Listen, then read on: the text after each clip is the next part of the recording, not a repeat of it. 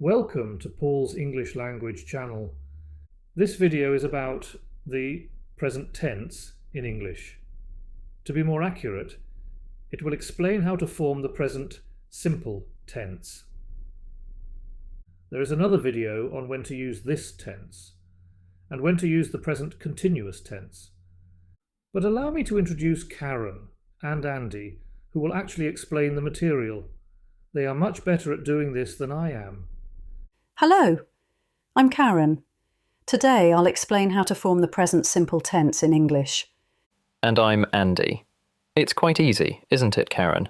Mostly, yes, Andy, but there are some complexities, as we'll see.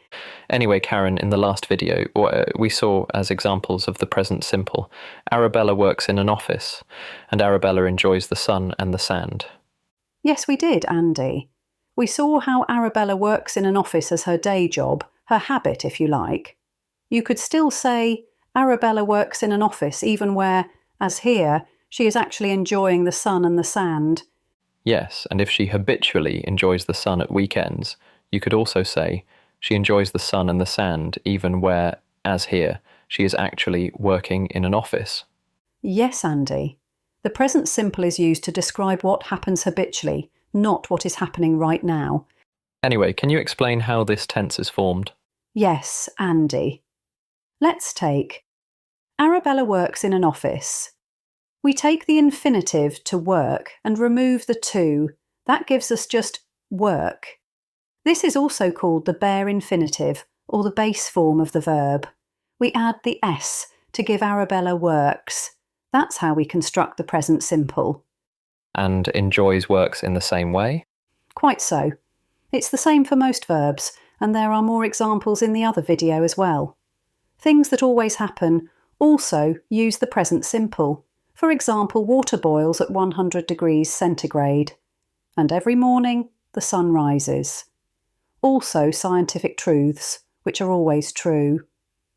For example, force equals mass times acceleration. All of these examples of the present simple are formed in exactly the same way by adding s to the base form of the verb.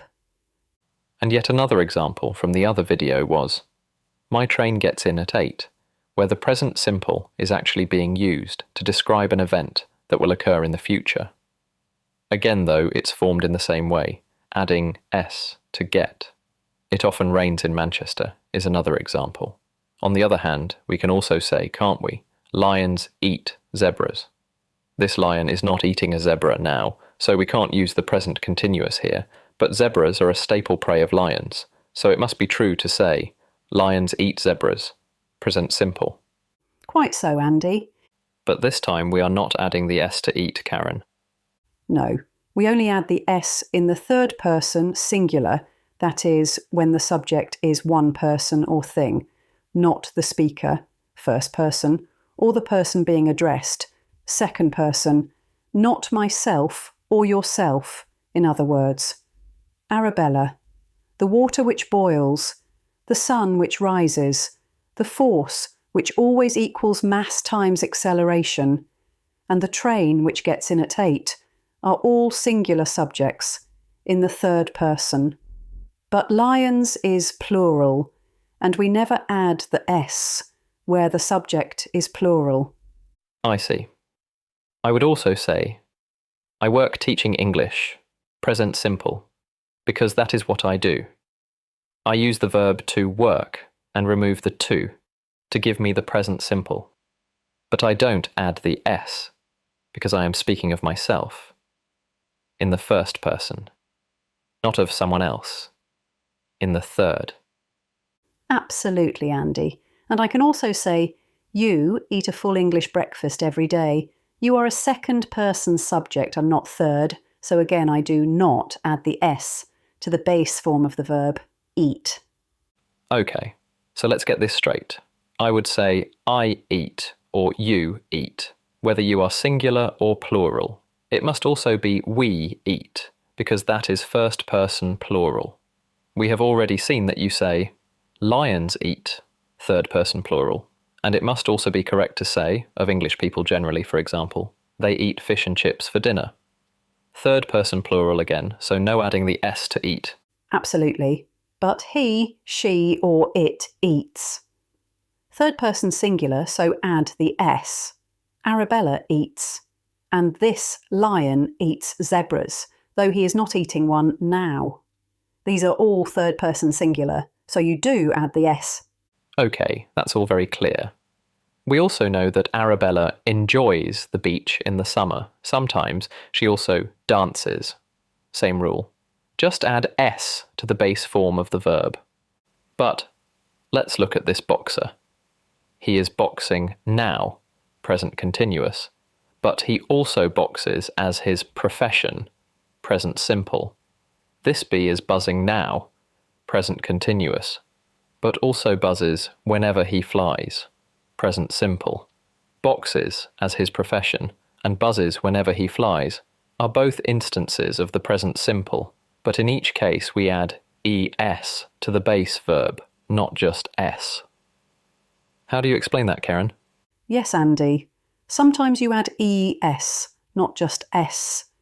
It depends on which letter the base verb ends in. If it's x or z, like box or buzz, you add es. Same if it ends in ch, like watches. Marcus watches the football game on Saturdays. Or sh, like washes. Alex washes her face every day. Sandy, here, fixes radios. Same with ss, bosses, which this gentleman does. I suppose these words would be difficult to say if you just added s. You have to add a vowel as well, just to pronounce them. So we add e as well as s. We can also see that Arabella flies to the beach at the weekends, and Patrick carries his bags when he goes shopping. What is happening there? We are certainly not just adding s, Karen. Well, Andy, if the base verb ends in y, you change the y to an I, then add es again just in the third person singular.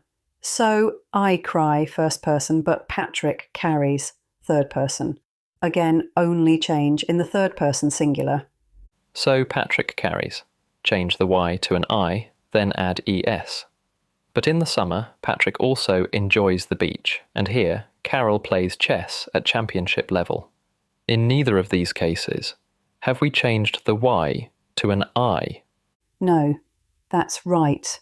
You don't change it where the y follows a vowel, that is, where y follows a, e, I, o, or u. So you're right. You change it in flies where the y follows an l, but not in enjoys, where it follows an o, or plays, where it follows an a. What about the base verb ending in o?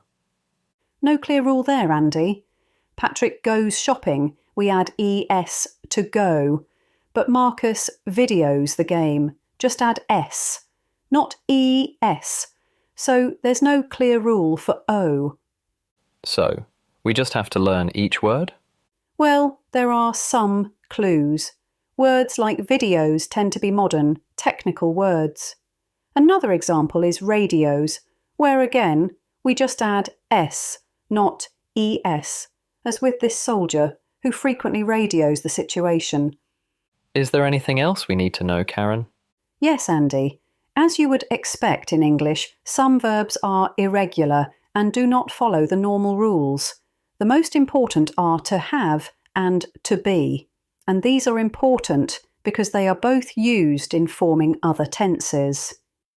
To have becomes he has, she has, or Arabella has, the lion has, and so on, in the third person singular.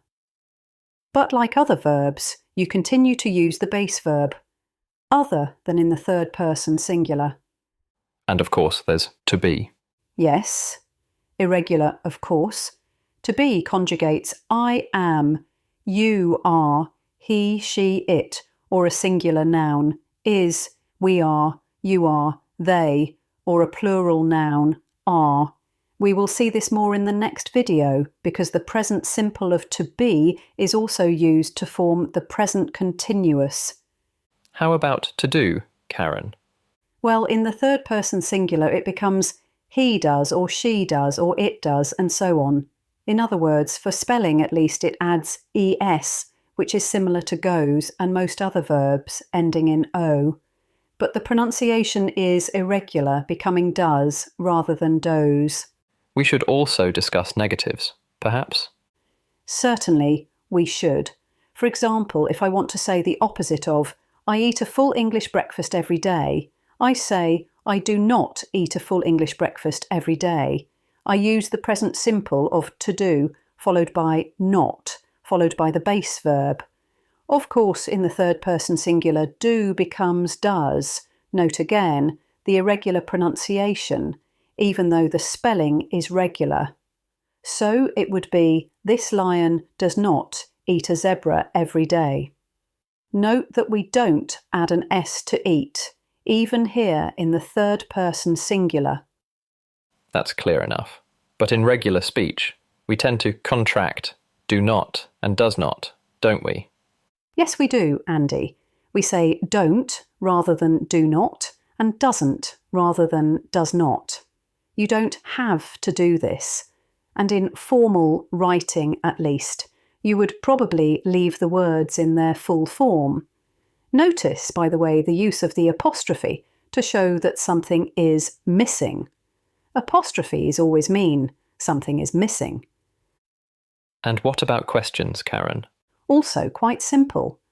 We use do and does again, and the base verb, but this time we put the do or does before the pronoun or noun. So we can ask, for example, do you eat a full English breakfast every day, or does the lion eat a zebra every day? Well, forming the present simple doesn't sound too bad at all. Mostly, there are fairly clear rules to follow, and very few verbs that are truly irregular. Is there anything else we should cover before we wind up? Perhaps we should just mention a few surprising uses. We have already seen how it can be used to express the future. My train gets in at 8.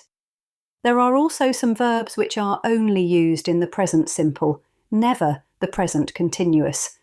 Really, Karen? What sort of verbs? They tend to be verbs about feelings and states of mind. For example, to know, to understand, to like. For example, we would say, I was very confused yesterday, but today I understand. I hated fish and chips when I was young, but now I like them. Before I was trained, I had no idea how an engine works, but now I know. All these sentences are describing the here and now, but we don't say, today I am understanding, or now I am liking fish and chips, or now I am knowing how an engine works. That would be wrong. We use the present simple instead. It's different with a verb like to eat. We would say, the lion is eating a zebra, not the lion eats a zebra. There, we use the present continuous as normal. Is it just feeling words, Karen? No. There are a few others, often to do with states of being rather than discrete events, like eating a meal.